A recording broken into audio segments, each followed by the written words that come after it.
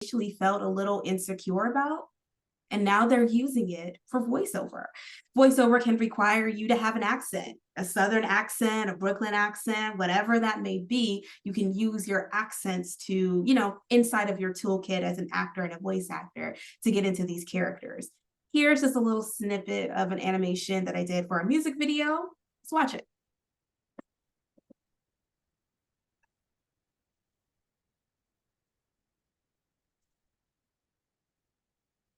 No sound again, ma'am. I'm assuming you didn't hear that. Let me do it again. Yeah. Here we go. Jeez. Okay. Take my heart away, and I'll take yours!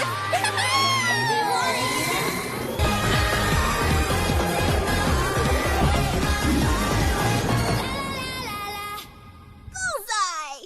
Simple, just a cute little character that you can get to play someday. Next. Within these flames.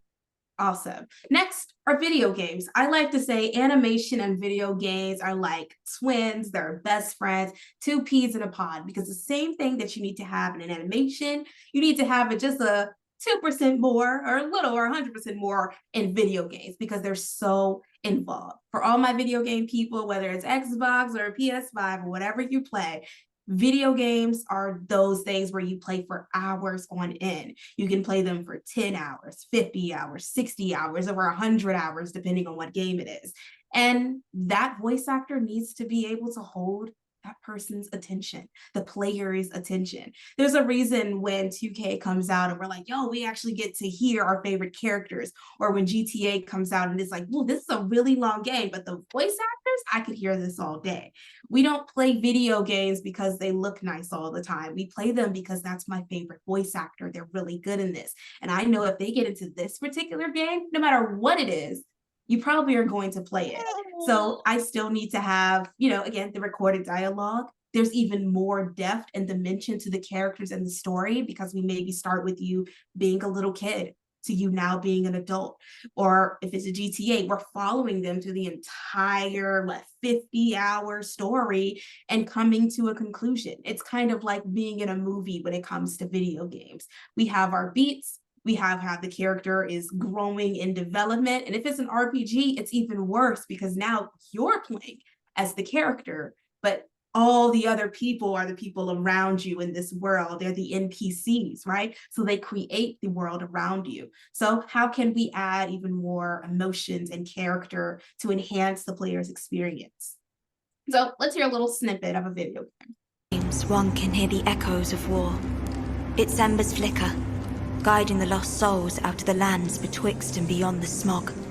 It is my solemn duty to aid in their departure. Right there, we're getting into a little bit of this person's story, right? She's not talking in the tone of a commercial where it's like, buy this product. It's really awesome. We're getting into things where you got to have a little bit more depth. If I'm listening to you for 40 hours, you got to keep me engaged for all of that. That's a lot of lines. We think that actors on film and TV have a lot of lines. It's even more in video games. You have to hear us run, yell, scream, scrouch, whatever it is. Maybe we sing. Maybe we are punching somebody in the gut. You're hearing all of our grunts, right? All of those little things. So the next time you're playing a video game, maybe you play Mario, that little whoop, when even he jumps, we still have to hear that. It has to add some sort of depth or character, right? So let's go on to the next I decided. Narration. For all of my people that love to read books, I don't. I like reading plays because they're short and simple and sweet. But if you like a little bit of narration and you are an audiobook file, narration is perfect for you. It refers to the act of providing spoken commentary or description of a visual or auditory piece of media. So this type of voiceover is commonly used in documentaries.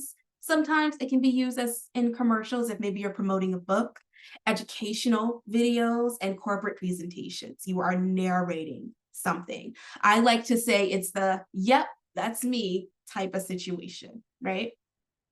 Narration and voiceover is often used to provide context. We're here to explain what's going on, right? Guide the audience, the viewer, the people that you're doing it for through a story. It's important for the narrator to have a pleasant, clear, and engaging voice. We want something that's pleasant to listen to and clear so everyone can hear it, right? When it comes to animation and video games, we can have a little bit more fun. But narration, we just need to hear you and to understand you. That's it. Nothing more, nothing less, to hear and understand. As their delivery can be, greatly impact the viewer's attention and understanding of the context. That's all that narration is. And we're going to get to narration in audiobooks because they're best friends as well. Let's hear a little bit of narration. To walk. In that moment, I hadn't carefully considered walking 630 miles with a rucksack on my back. I hadn't thought about how I could afford to do it. So that's it. We're just reading whatever we are given, whether that is the script, maybe we're promoting something for a company. It's narration. Next. Audiobooks. Audiobooks and voiceover are basically audio recordings of books. That's it. We are reading the book. All the words, all of the words, no matter how many words there are, you read every single word. They want someone that's clear and engaging for the way of the listener. If you've ever listened to an audiobook, some of them are just very monotone. Nothing there. There's nothing going on. There's no raps. There's no high pitch to low pitch. It's just, this is what the text is. Voiceover artists are hired to record the audio for the book, and they use their vocal skills to bring the characters and the text to life. So if you're listening to a children's book, that's when you get to kind of do the little bit of the animation side. You get to be the little kid, you get to be the monster, but I still need to make sure that you're listening to the words, especially when it comes to children's books, right? They're not going to read it, but they will listen. So maybe if you're a parent or a guardian and you're reading the book to your whoever, they see the text and you're reading it and they're listening to it. Maybe it's more an adult book and maybe you're learning about finances or how to train your dog. We want to know that if we can listen to this on the go, that it is clear and concise. So if I want to go and read the book, I can. But if I'm walking around shopping with my friends or in the car, it is clear enough to be able to take mental notes to say, yeah, I got it. It's an audio recording of the book. Let's listen to a little bit here. Tap Hydro HC. Nowadays, consumers and organizations drown in the large amount of offered content. Generating leads, increasing conversion, and adapting prospects is becoming a great challenge. So this is the promotion for the book. Just a little bit, it's a little long. Promotion of the book. I still have to read it. You can hear a little bit that there's nothing going crazy about this guy's voice. It's clear. It's really engaging to listen to. And if he was to read the entire book, you probably would have learned something. So that's audiobooks. Next, e-learning. All of us have had a job at one point in time, and we all have taken a really, really boring course. That is e-learning. It is the monotone, not super expressive, just here to deliver educational content through online platforms. That's it. We are here to teach you something. Typically, it involves the use of the voice actor who reads the educational material out loud. So maybe you've taken a CPR class, a bloodborne pathogen, you've taken a children's class, whatever thing you've had to take for your job. This includes everything from the lectures, presentations, to the interactive quizzes and games. We are here, like I said, to teach you something. E-learning for voiceover can be customized to meet the needs of the different learners with options for different reading levels, languages, and learning styles. So if you're someone who just loves to learn about all things, study about all things, whatever it is, e-learning might be for you. Here is just to kind of see what genre will work for you. Not all genres are going to work for you. I like to say, find 3 that you really, really want to focus on. If you can't find 3, find 2. Find 2 that you definitely say, hey, these are the ones that I know that I can book from right now. The others will come because they're going to learn a lot as you go through this journey as a voice actor. But e-learning is not my strong suit. I just don't like reading about just boring topics. But every once in a while, I'm like, oh, this is cool. I can read about this. But It's all up to you. E-learning is here to learn. Next, corporate. E-learning and corporate are a little bit the same. It's just with corporate, you are specifically working with that company. Corporate voiceover is the type of voiceover that is used for corporate communication purposes. It's often used in videos, presentation, and other forms of media that are produced by the company to communicate with their customers, employees, shareholders, or stakeholders. It may be used to convey important messages, right? Explain complex concepts, promote products, services. I like to say, imagine Starbucks is making a new drink. Wingstop has a new flavor that they want to try out to market to seniors. You are there to just kind of engage whoever, whether they're investing or not investing, it's the company, it's the employers. You are there to just make sure that it goes through, right? When we listen to a commercial, we may actually want to go and buy that product, but for corporate, does this work? We've all seen commercials that did not work, and now it's like, oh, we got to go talk to corporate about that. Who let this through, right? Who let this through in the board meeting and said, this is the right commercial we should have did today? That's what happens when it comes to voiceover with corporate things. It's, did I make the right choice? Did the writer make the right choice? Did the actors in the, commercial make the right choice? For this thing, did we do the thing that we wanted to do, right? I don't know if you've seen like McDonald's, they had the Szechuan sauce like a couple of years back. That was a really, really old sauce that they used to have. And then they brought it back because of Rick and Morty from one episode. Apparently, obviously, they had to go to corporate. Does this work? Does this work with our investors? Does this work with the employers? Do we have enough to do actually this for a couple of years or to a month or so? So you are there to just help whatever company you're working for explain why they need to do or not do this one thing. Let's hear a little bit. Our world's sewer systems are under more pressure than ever. Systems are aging. Urbanization and climate change are putting more stress on sewer systems. Fat, oil, grease, tree roots, and so-called unflushables like wet wipes and diapers pose a serious threat for our drains. Right, this is talking about a sewage company. This is what happens when we don't do sewage the right way. It's disgusting, it's nasty, it creates bad things for our earth. That's it. So if I was this person having the company, okay, I'm going to get someone that can convey the passion and the urgency that we need to do to change what's happening in our sewage systems. Next. This Friday.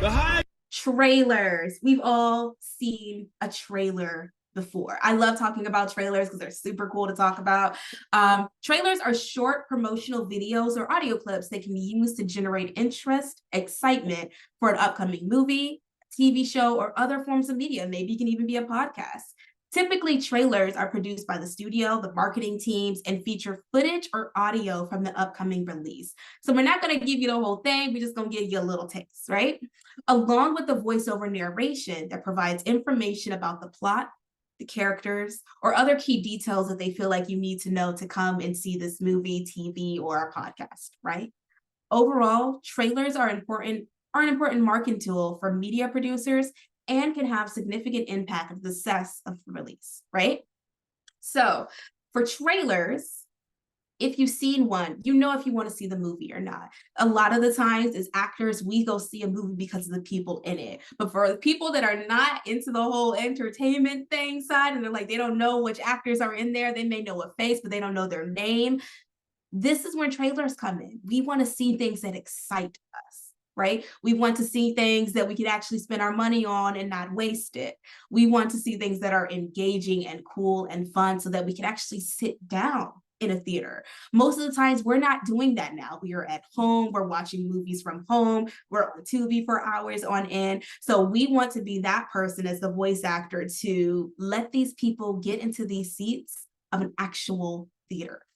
Let's listen to a little bit of it. The higher you get, the harder it gets. I never been scared of low contact. Creed 3 is the best movie in the trilogy. It surpasses all expectations. All right, little darling, I'll see you in a minute. Don't worry, I'll be right back. Creed 3, PG-13, Friday.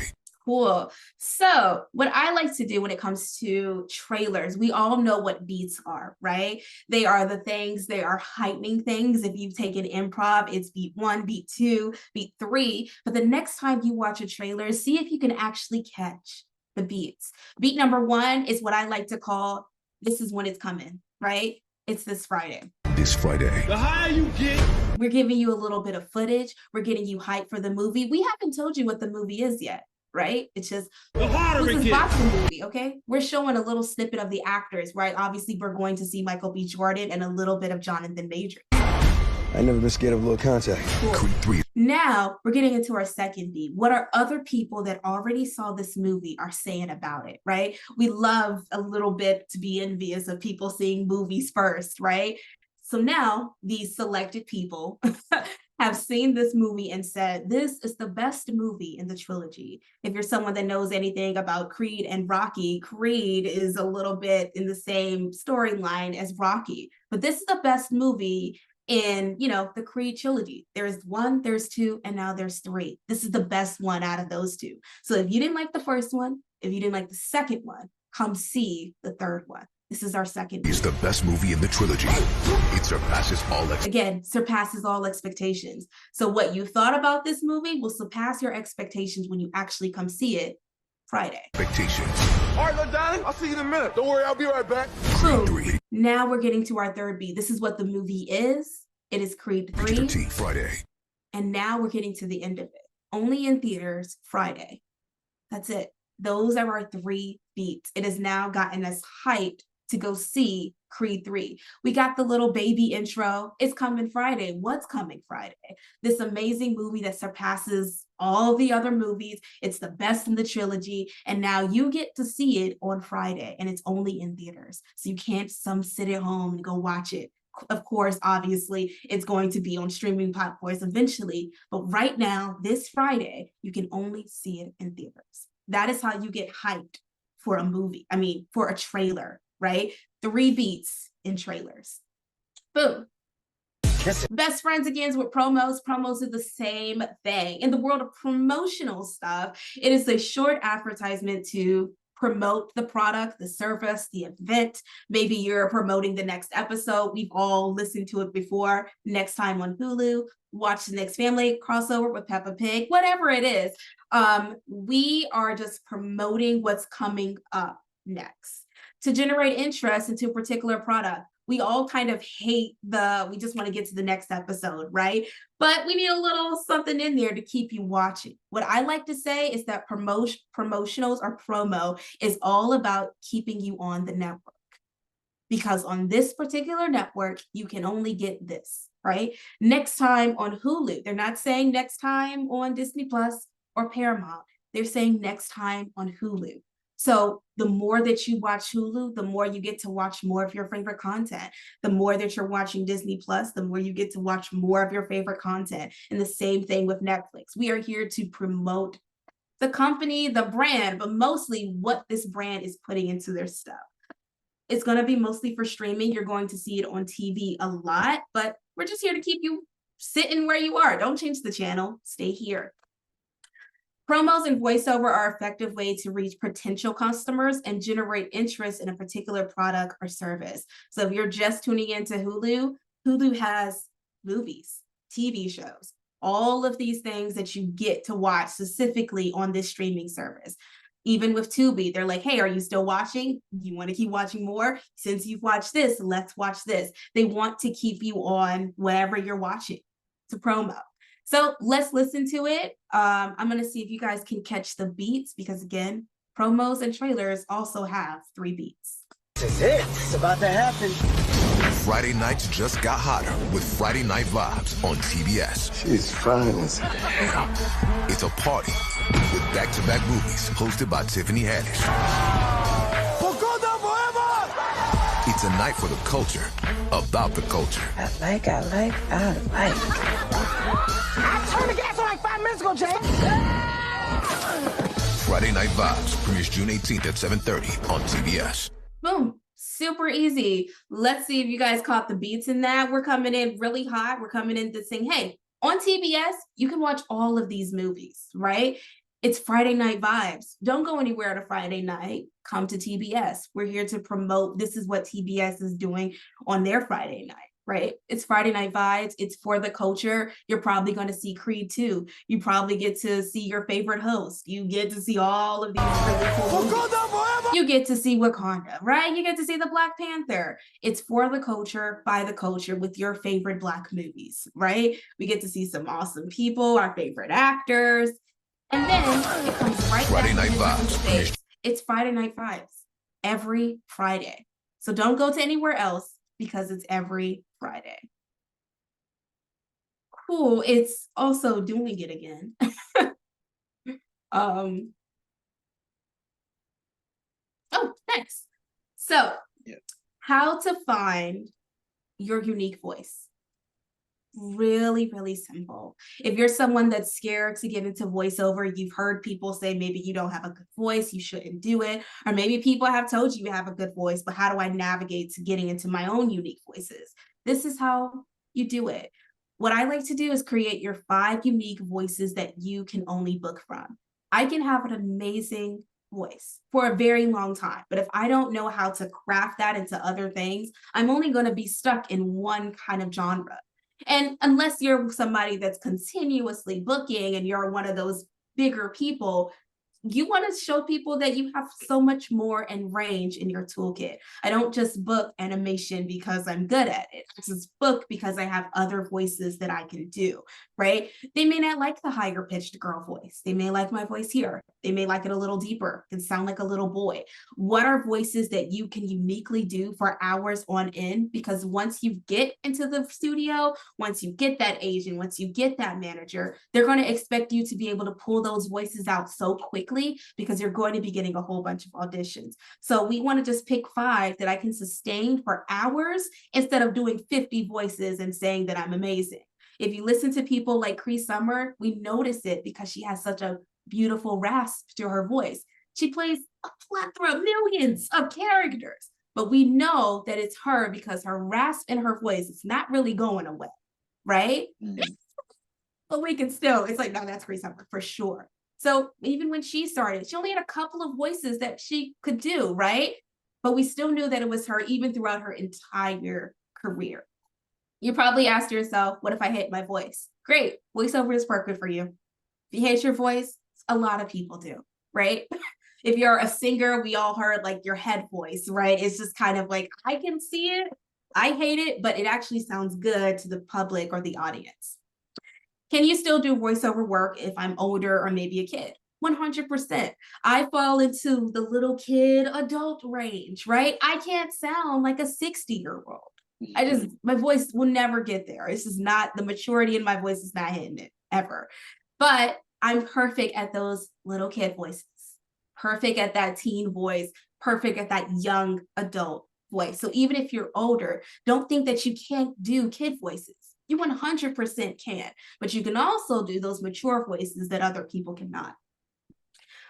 People said I had a great voice, but I don't hear it. Like I said, voiceover is the perfect way to get inside. Awesome. Now, how do we find those voices? What I like to do and how I found my own voices was that I worked with children. For me, the kid voices that I do were the kids that I worked with.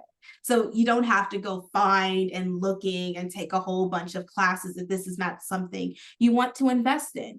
Know, grow where you are at the moment. So what I like to do, listen to my friends. How do they sound, right? Listen to your family. How does your mom sound when she's angry? How does your uncle sound when he gets around his friends, right? Do you have any accents? Do you have a sarcastic voice? Some people just sound naturally like they just don't want to be here. And that's a voice you could have in your toolkit. How do they sound when they're sad, right? Do they have a really high-pitched voice? Can you match that high-pitched voice? Do they have a lower pitched voice, right? Even for us girls, how low can you actually go with your voice? For guys, how high can you actually go? Or how low can you actually go with your voice?